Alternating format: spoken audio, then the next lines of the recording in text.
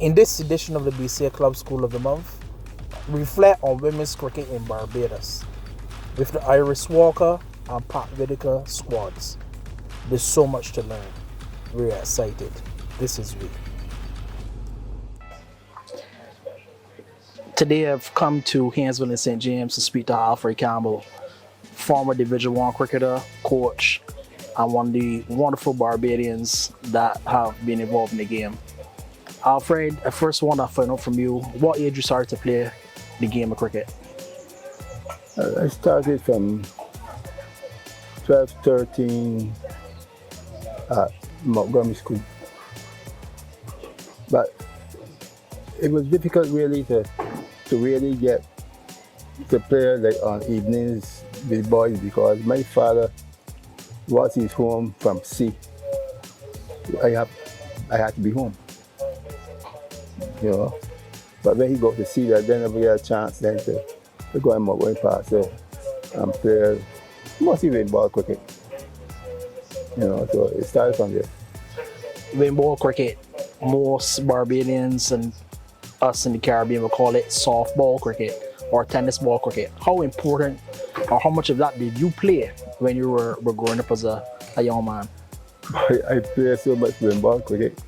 When I first came into the ball cricket or softball, where they call it, I met Simone Nurse, Charlie Griffith, Richard Evers, David Holford, all those fellas play softball cricket. And what did you find in terms of being able to develop the basics of cricket, whether batting or bowling? How did softball cricket really assist in that regard? Well, that did assist me very much because sometimes you might not have a roll-up wicket, but you go and play on grass that cut, you know what I mean, or whatever, and you got to apply your basics on that rough surface. And I think that helped me a lot. When you talk about helping on rough surfaces, you know, in modern day cricket, everything is now laid out, pitches are rolled out. You're watching the game and let's say playing the game at first division level. How competitive was that during those days? Well, it was competitive because most of the teams had very good players, top players. You know what I mean? You could not beat a team under 3 days. Most of those games draw, right? Because, and one of the things that I would like to express to you is that when my captain, who was Alfred at the time, when he lose the toss, we will ask him who you call for. And if he say heads, you should say tails. You know what I mean? And but you had to feel the whole day. As long as you lose the toss, you had to feel the whole day. What we find when you got into a game in terms of the support from your friends, family, or maybe persons from the community? Was cricket one of those sports that persons used to follow in great numbers? Not in great numbers that you say, but I played about 3 matches in the BCL. And you still got a good following. Because, you know, you always got a truck there, you get up and touch the truck and you go watch cricket. But in first division, you didn't really got much family members when you attending cricket. Okay. So in your transitioning from being a player, I know that you got involved a lot and you love women's cricket. How did you find, is there anything like any stories you can tell about women's cricket in Barbados in those earlier days? I remember, I always loved women's cricket. In those days, they had teams. I remember they had players from St. James, maybe from the other countryside. Used to play matches on Sundays. And sometimes I would watch. Where it was exciting to me to see ladies playing cricket. I remember Iris Walker, I believe, is a well-known name. In the 60s, I was at Montgomery Ground watching a match between a team from Basheba and Ceylon. Swansea, I think it was Swansea or Ceylon. And during the evening, we heard that a lady was playing, but we could not recognize her, and the person was Irish Walker. And it was amusing, to the community to see a woman playing among men. That was impressive. Well, the BCA would have had a ladies team that they use the name Iris Walker, called the Iris Walker Pioneers. But seeing her play, as you said, you really can't tell the difference. But what do you think would have made someone like Iris Walker so unique in those days? Probably, I only remember she as a lady playing, right? But playing among men. So playing among men, it have to be a unique situation. Not well known to the public that a woman playing cricket is a part of a team, a men's team. And she was a pleasant lady because I met her a couple of times, very, very, very, very pleasant. Well, now in modern day cricket, Barbadians have a few players that are household names as females, but just before the Haley Matthews or the Andrew Duttons, they had some other ladies that certainly played the game. Could you remember any names apart from Iris Walker that would have been fairly competitive as female cricketers? I would have known this Canterbury's.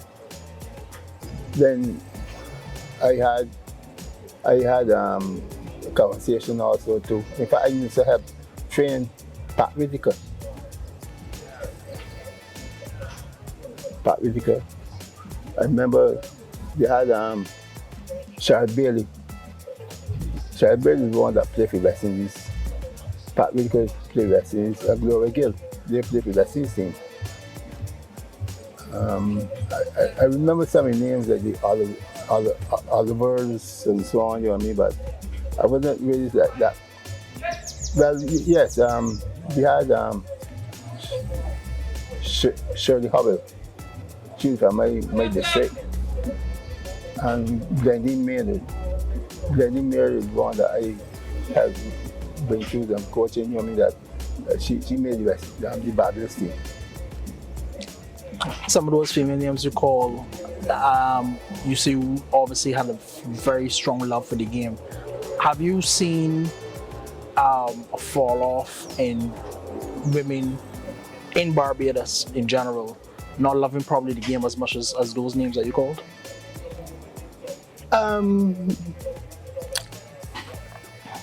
After the deterioration they had ball in the 60s and 70s, the majority of the ladies then went into softball. They had a good few softball teams. Right? So some were very, very, very outstanding. And that had one or two also, come along after that squad. So in your commitment to the game, playing from first division, coaching, and now seeing the progress of people like the Andrew Dutton and Haley Matthews, how does it make you feel as a Barbadian who's been involved in women's cricket for so many years?